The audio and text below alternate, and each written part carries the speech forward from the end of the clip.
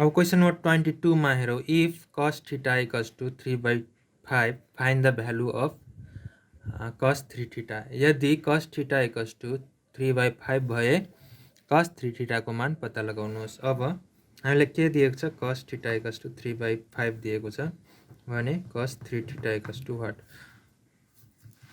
त्यसै गरी cos 3 theta equals to के हुन्छ त, 4 cos cube theta minus 3 cos theta हुन्छ। त्यसै गरी 4 इन्टु cos थीटा भनेको 3/5 को whole power cube minus 3 into 3/5। त्यसै गरी 4 इन्टु 3 को पावर 3 गर्दाखेरि 27 डिभाइड बाई 5 को पावर 3 गर्दाखेरि 5 को पावर 3 गर्दाखेरि 1 to 5, 5 को पावर 3 गर्दा 1 to 5, 1 to 5 आउँछ। Minus 9, 3 into 3 9 divide by 5। त्यसै गरी 27 इन्टु 27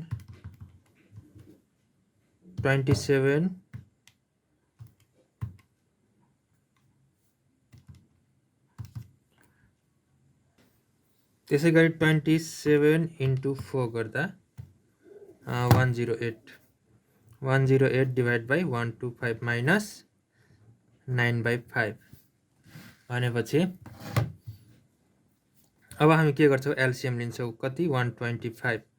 108 त एज इट हुन्छ किनभने बराबरी छ। अब 9 इन्टु 5 ले 25 लाई कति टाइम्स जान्छ, 125 डिभाइड बाई 5 गर्दा 25 टाइम्स 25।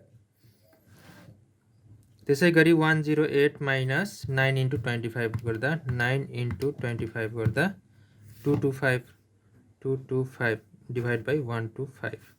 अब 225 माइनस 108 गर्दा 117, 117 डिभाइड बाई 125 भनेपछि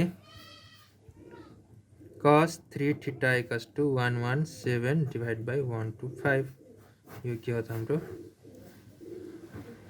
आन्सर।